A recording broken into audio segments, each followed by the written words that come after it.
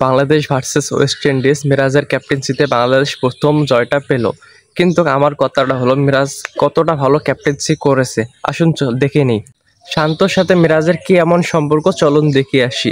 আমি একটা জিনিস বুঝলাম না, শান্ত 4টা ম্যাচের মধ্যে শুধু একটার মধ্যে একটু রান করছে আর বাকি 3টার মধ্যে রান করতে পারেনি, তারপরও সে কি 11-এ স্কোর থাকেই যাবে। আসুন আমরা দেখে নিই শান্ত কত রান করেছে কত বলে। আফগানিস্তানের বিপক্ষে 5 বলে 2 রান। আমি বুঝলাম না, এরকম পারফরমেন্স করার পর ওয়েস্ট ইন্ডিজের বিপক্ষে কিভাবে তাকে নামাই দেয়। ওয়েস্ট ইন্ডিজের বিপক্ষে 63 বলে 32 রান করছে। একটা জিনিস দেখেন, কতগুলো ও বল খেলছে, খেলার পরে 32টা রান করছে। কিন্তু তারপরেও দেখবেন যে আবার ওয়েস্ট ইন্ডিজের বিপক্ষে দ্বিতীয় ওডিআই ম্যাচটার মধ্যে অটো চয়েস এই যে 32 রান করছে। এখন আরো 2 ম্যাচের মধ্যে যদি রান করতে পারুক, না পারে নাই, ও কিন্তু অটো চয়েস থাকবেই। মানে ভাই বোঝো কিছুটা হইলো এখানে। এই যে সৌম্য সরকার আসছে, ও 3-4 ম্যাচ খেলবে, খেলার পর সর্বোচ্চ একটা ম্যাচে ভালো পারফরমেন্স করবে, করে আবার 2-3টা ম্যাচের মধ্যে আবার অটো চেঞ্জ হয়ে যাবে। মানে ভাই এরা যে সারা জীবন খেলতে আসছে নাকি আমি এটাই বুঝি না। তোমরা গুলা যদি না খেলতে পারো, তোমরা গুলা যাদের নতুন আসতেছে তাদেরকে সুযোগ করে দাও, কিন্তু তা না, এরা নাকি বেস্ট 11-এ থেকেই যাবে, থেকেই রান করতে পারবে না। আমার মনে হইতেছে মিরাজ ক্যাপ্টেন্সিতে অতটাও ভালো না। আপনারা দেখেন ও কোন দিক দিয়ে ক্যাপ্টেন্সিতে ভালো, যখন যাকে বল দেওয়া লাগে তখন তাকে বল দিতে পারতেছে না, যখন যাকে ব্যাটিং দেওয়া দরকার তখন তাকে ব্যাটিং দিচ্ছে না।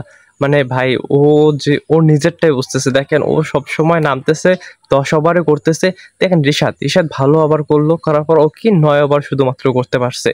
তারপরে আবার ফের এই কিছুদিন আগে সাইব যেমন 3টা উইকেট নিছিল, 6 রান দিছিল মাত্র 4 ওভারে, কিন্তু সাইবকে আর বল দেয় নাই।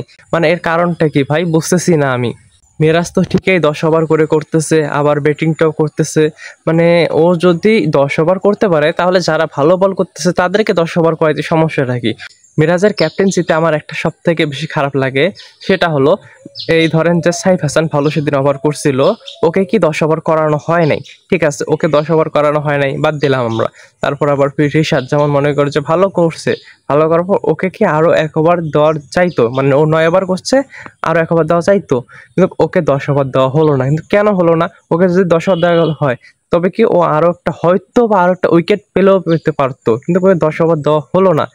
আমি এটা বুঝলাম না।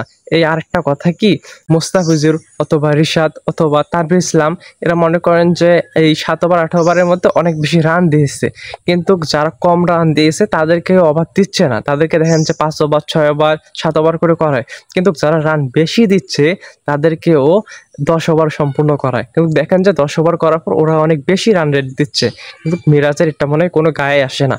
ও ক্যাপ্টেন্সিটা বুঝতেছে না কিভাবে ক্যাপ্টেন্সিটা পালন করতে হবে। মিরাজের থেকে হরুল হাসান সোহান, ও যেহেতু 11-এর মধ্যে আছে, তো ওকে ক্যাপ্টেন্সিটা দেন, ও অনেক ভালো করবে। আর এদিকে তারপরে লিটন দাস যদি ইনজুরি থেকে মুক্ত হয়ে আসে, তো লিটন দাস ক্যাপ্টেন্সি দায়িত্ব পালন করবে। আমার মনে হয় না মিরাজ অতটা ভালো ক্যাপ্টেন্সি দায়িত্ব পালন করতে পারতেছে।